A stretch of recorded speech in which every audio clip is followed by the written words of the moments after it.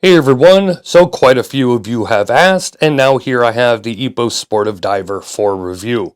When I reviewed the Sporty Sportive, as I dubbed it a few months ago, I was quite impressed, but I also said I would review the diver model if anyone was interested, and here we are. As with the last model, this is just one of many variations of the diver, this one with the quirky day date, and it retails for $1,723. As with the last review, which you can see by clicking in the upper right hand corner here, the elephant in the room is the massive similarity to the Oris Aquas. Now, I'm not going to give a blow-by-blow of the similarities and differences of the two. You can do that yourself. And if you own an Aquas, you can see that they are not identical. But to disregard the similarities or to say the Epos wasn't inspired by the Aquas would just be silly. So I won't be going over every part. I do think that the Epos can stand on its own. But yes, I am well aware of the similarities and everyone will have their own opinion on that. And feel free to let me know yours down in the comment section below. I will probably still mention the Aquas a few times in the review. As a matter of fact, let's talk pricing before we get into it all. There are so many Aquas models, and I think it's only fair to compare to what is currently on the market and available brand new.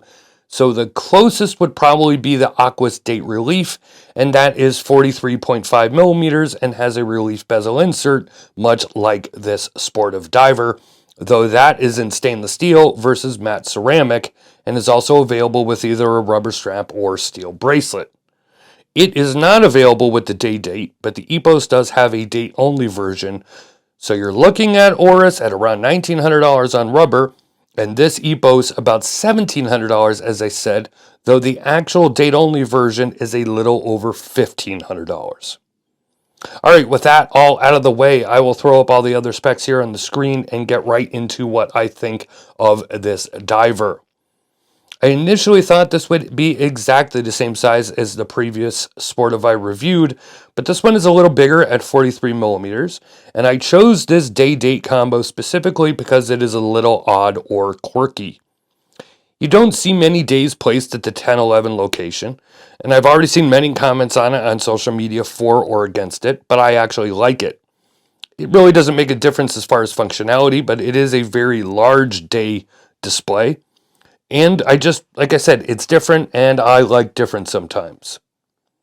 With this being a diver, you do get all the upgrades, if you will, over the previous model. You get bigger hands, a yellow minute and second hand against this blue sunray dial, a rotating bezel with the matte ceramic insert, a screw-down crown, and a helium release valve if you find yourself inside a dive chamber anytime soon.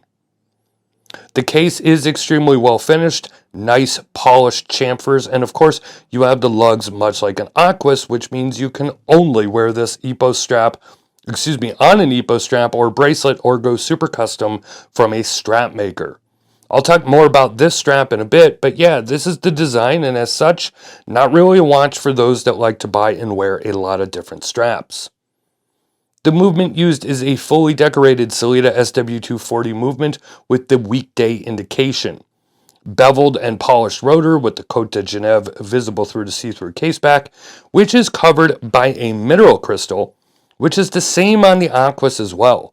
I guess these companies figured they could save a few bucks if they put mineral on the back. This is a special or elaborate version of the movement, and stated accuracy is plus or minus 7 seconds a day up to plus or minus 20 seconds a day.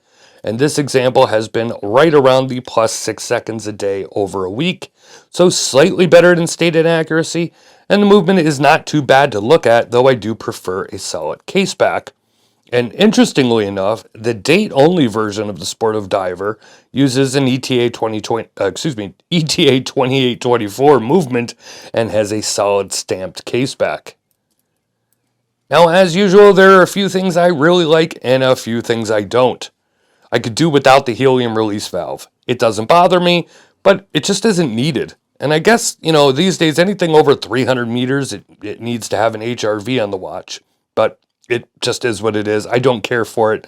I just don't think it's needed on these watches. I think it's a big gimmick, but everybody's falling for the gimmick, so there you go.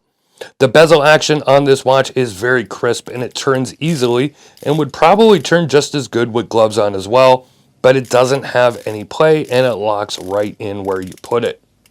The embossed matte ceramic insert is just beautiful. I love this look and I wish more companies would do ceramic bezels such as this. Definitely one of the standouts on this model. The screw down crown, on the other hand, well, it's large enough, but it's very hard to grip.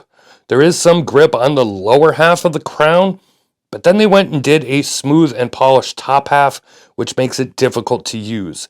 Not unusable, but difficult nonetheless. But then we get to the strap, and well, I could see where they cheapened out a little. Yes, the lugs are proprietary, but I have already discussed that. The rubber strap itself is fine and very nicely made and comfortable, but the clasp is just a letdown. Completely functional, but the basic flip lock clasp and the stamped dive extension looks like it belongs on a watch much less expensive than this one. You will also have to cut this strap. Not uncommon with rubber straps with a clasp like this. Hell, I had to do it on my Breitling Seawolf as well, so you know the rule. Measure twice and cut once, and you should be fine. And if you have a large wrist, you do not have to worry. Just look at this one on my 7.5 inch wrist. This strap is absolutely massive.